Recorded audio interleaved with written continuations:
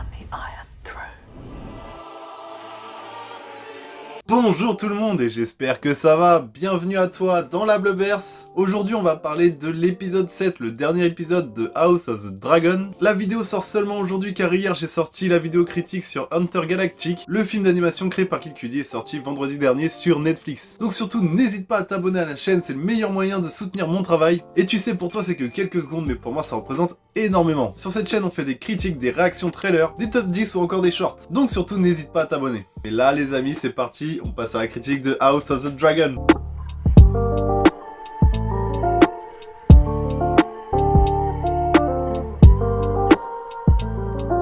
C'est officiel, House of Dragon est une grosse masterclass, mais oui, c'est ça que j'aimais avec Game of Thrones et c'est ça que j'aime avec House of Dragon. On n'a pas besoin d'action, on n'a pas besoin d'en prendre plein la vue. Tout se passe dans le dialogue, dans les situations, dans les mensonges, dans les complots. Et c'est encore un épisode de fou, c'est vraiment encore un épisode de fou. Déjà le nombre de balles perdues que prend Rhaenyra sur l'origine de ses gosses, elle s'en prend une d'emblée de jeu. Quand ils sont en train de mettre le corps de Laena en mer, il y a l'oncle qui est en train de faire un speech et au bout d'un moment il dit on ne mélange pas nos sangs. Et t'as même Daemon qui se tape une barre. Ce qui est fou aussi c'est comment le roi Viserys renie totalement la vérité. Dans cet épisode on sent la pression qui pèse un peu sur chaque personnage, même sur Laenor on sent la pression qui pèse sur lui. Déjà la pression qui se met lui-même de l'échec de ne pas avoir pu protéger sa sœur, un peu comme Corlys et Rhaenys. D'ailleurs il y a une discussion près de la cheminée et c'est là qu'on a eu le droit à la fameuse phrase de Corlys qui est dans la bande-11, l'histoire ne se rappelle pas du sang, l'histoire se rappelle du nom. Parce que justement Rhaenys se dit de se concentrer sur ses petites filles qui sont de son sang, alors qu'on sait très bien que ses petits enfants du côté de Laenor ne sont pas vraiment ses petits enfants. Sauf qu'ils portent le nom de Valerion. Et ça pour Corlys, bah ça fait une différence. Là dans cette vidéo je vais surtout parler du plus gros de ce qui s'est passé dans l'épisode. D'ailleurs une autre vidéo va sortir aujourd'hui sur la réaction trailer de la nouvelle bande-11 de Wakanda Forever. Donc si ça t'intéresse n'hésite pas à aller voir en fin de journée. Mais parce que dans cet épisode il y a aussi eu plein de détails, un peu partout en fait. Un peu comme l'aîné de Rhaenyra qui est un peu perturbé du fait de se recueillir pour sa tante alors que lui il aimerait se recueillir pour son vrai père. Lui aussi est décédé dans l'épisode précédent du coup.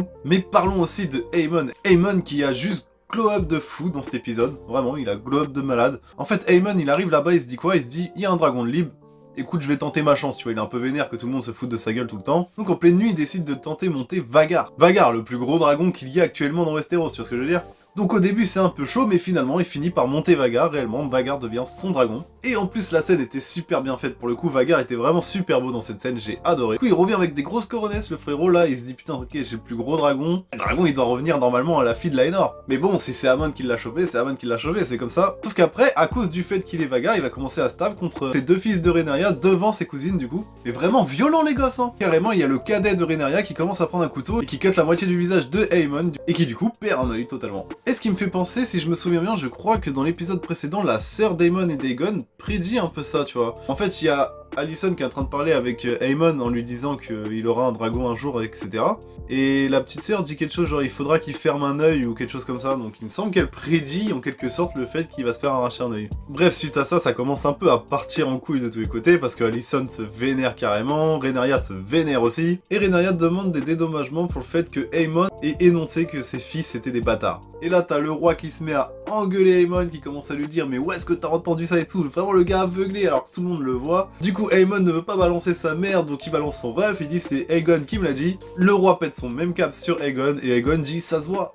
Juste ça se voit quoi, regardez-les, tu vois. Donc là il y a un gros moment de blanc, le roi pète un peu un câble, il défend Rhaenyra forcément. Et là c'est Alicent qui craque et prend la dague et qui va pour essayer de planter Rhaenyra. Du coup il y a ce petit échange entre les deux où Rhaenyra lui dit là il te voit vraiment tel que tu es. Alicent craque un peu, elle fait une grosse coupure sur l'avant-bras de Rhaenyra. Franchement j'ai eu un moment de doute, le temps pour moi s'est arrêté, je me suis dit mais attends mais Rhaenyra là elle vient de se faire couper les veines ou quoi là? Et à ce moment là très chaud, vraiment l'épisode était assez fou. Et Aemon lui il dit écoute maman j'ai gagné au change, ne la blâme pas, j'ai perdu un œil, j'ai gagné un dragon. Et là clairement, il a gagné Vhagar, tu vois ce que je veux dire, c'est pas il a gagné n'importe quel dragon le frérot. Et ensuite Rhaenyra va un peu se réfugier dans les bras de Daemon. Lorsque Alicent, Viserys et toute la troupe vont retourner à Westeros, du coup, t'as Rhaenyra qui fait la proposition à Daemon de se marier avec elle. Mais pour ça il faut que Laenor soit mort. Alors là aussi pareil j'ai des petits doutes. Et du coup on voit que Daemon qui va engager le garde qui flirte avec Laenor pour le tuer en fait. On voit l'affrontement entre Laenor et ce garde devant la cheminée dans le château du père de Laenor, donc Corlys. Ensuite t'as Corlys et Rhaenys qui débarquent et qui retrouvent le cadavre de Laenor dans les flammes.